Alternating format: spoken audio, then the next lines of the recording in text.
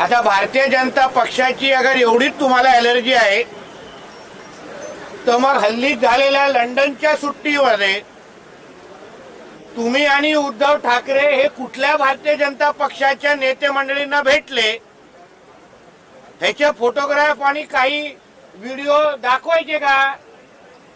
मग तेव्हा तुम्हाला भारतीय जनता पक्ष अपवित्र वाटला नाही का? मग प्रकाश आंबेडकरजींनी जेव्हा तुम्हाला महाविकास आघाडीच्या बैठकीमध्ये विचारलं की आम्हाला लिहून द्या की तुम्ही भारतीय जनता पक्षाबरोबर उभाटा जाणार नाही, मग तुम्ही प्रकाश आंबेडकरजींचं का ऐकलं नाही आणि मग का लिहून दिलं नाही की बाबा आम्ही कधीही भारतीय जनता पक्षावर जाणार नाही? उगाच दिल्लीमध्ये बसून आता वल्गना करायच्या, आता बडबड करायची, पण तुमचे नेते मंडळी,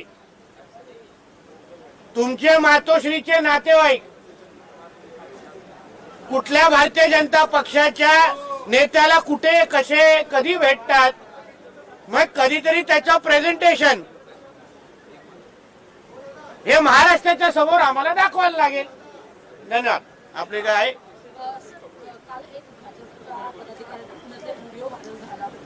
त्या व्हिडिओमध्ये पदाधिकारी जो आहे तो अजितदादा यांच्याबद्दल बोलत होता की वाटेल तर झालं तरी चालेल, मात्र आता महायुतीने अजित पवार यांना सोबत घेऊन. ठीक आहे, ही त्याची भावना होती, त्यांनी ती व्यक्त केली. त्या संदर्भात पक्षाचे वरिष्ठ त्या बाबतीची दखल घेतील. पण एक लक्षात घ्या, जेव्हा पक्षश्रेष्ठींनी काही निर्णय महायुतीच्या संदर्भात घेतलेले आहेत ते फार विचारपूर्वक घेतलेले आहेत, काही कॅल्क्युलेशन करून घेतलेले आहेत. अजितदादांना बरोबर घेऊन कोणाला कुठे कुठे फायदे झाले, कोणी कुठे कुठे आपली पक्षाची ताकद वाढली आहे किंवा वाढेल, या सगळ्याचा अभ्यास करून ही महायुती एकत्र आलेली आहे.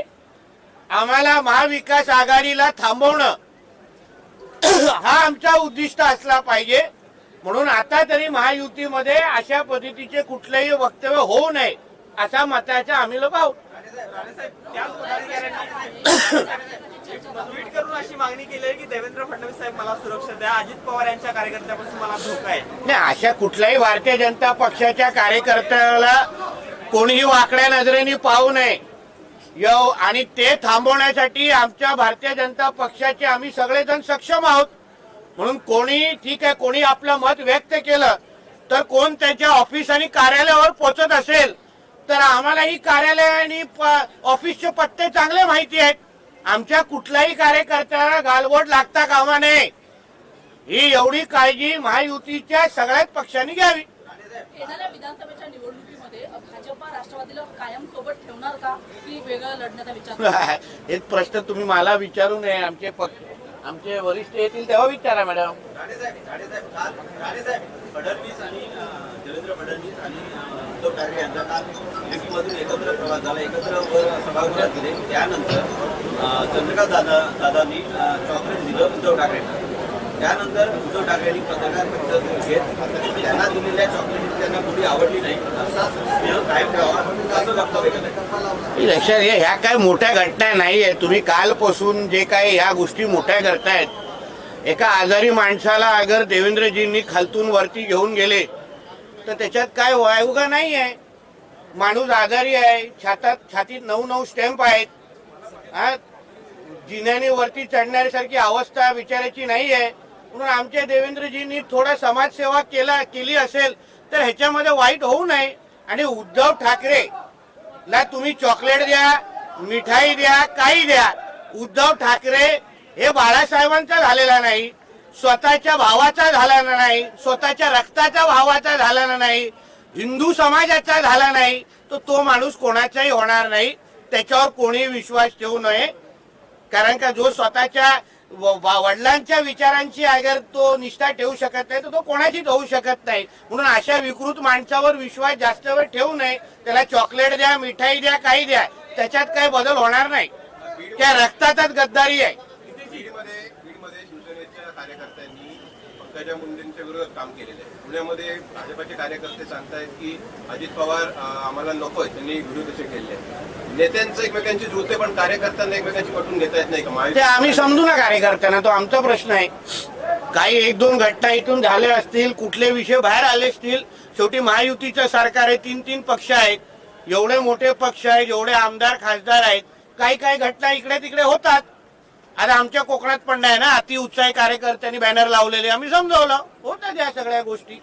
त्याच्यामध्ये एवढी काय मोठी दखल घेण्यासारखी आणि पुरा दिवस बातमी चालवण्यासारखा विषय नाही येतो. फटका लोकसभेला बसला ते ठीक आहे ना, फटका त्याचा बसला नाही हो, त्याचा बिलकुल बसला नाही. त्याच्या फटके बसणारे दुसरी कारण आहेत आणि त्याचा अभ्यास आमचा सुरू आहे. संजय राउत जी ने जो दिल्ली में बोला लिफ्ट मीटिंग के बारे में, उस पर क्या प्रतिक्रिया है? देखिए ऐसा है, लिफ्ट मीटिंग का और उन्होंने ये कहा कि भारतीय जनता पार्टी एक अपवित्र है, उनके साथ जाके हम अपवित्र खुद को नहीं करना चाहते. तो फिर मैं संजय राजाराम राउत जी को पूछूंगा कि वो और उनके जो उद्धव ठाकरे जी है, वो कौन से बीजेपी के लीडर को लंदन में उन्होंने मुलाकात की, कौन से होटल में की, उस टाइम पे संजय राउत ने कौन से कलर का स्वेटर पहना था, कौन सी कैप पहनी थी, उसका सारे फोटोग्राफ हम लोग दिखाए क्या?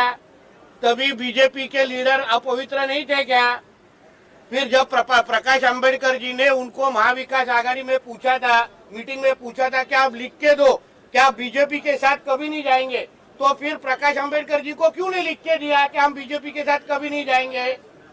इसलिए संजय राउत जी ने अपने औकात के हिसाब से मुंह खोलना चाहिए, वरना ज्यादा मुंह खोलते बैठेंगे तो फिर हमको भी फोटोग्राफ और वीडियो थोड़े दिखाने पड़ेंगे संजय राउत और फिर शर्म आएगी. फिर संजय राउत यांनी काल मुख्यमंत्री पदाबाबत भाष्य केलं. त्यानंतर उद्धव ठाकरे मुख्यमंत्री पदाचा चेहरा असू शकतात.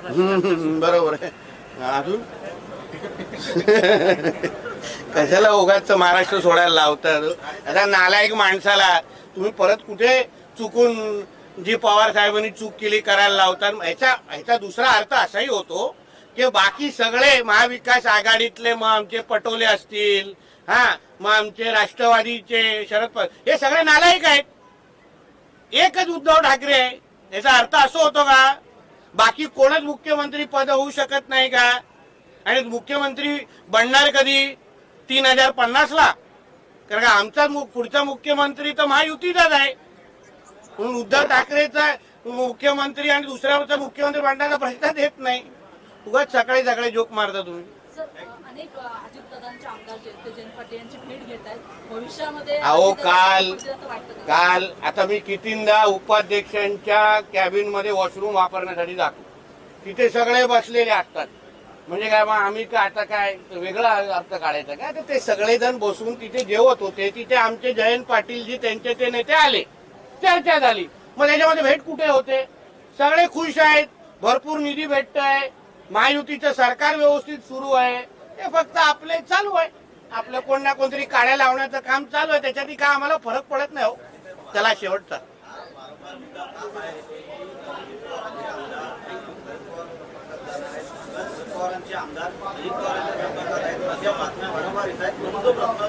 बघा, ठीक आहे, बातम्या नाही आल्या तर आम्हाला तुमच्या लोकांची एवढी चिंता आहे म्हणून आम्ही बातम्या तयार करतोय ना.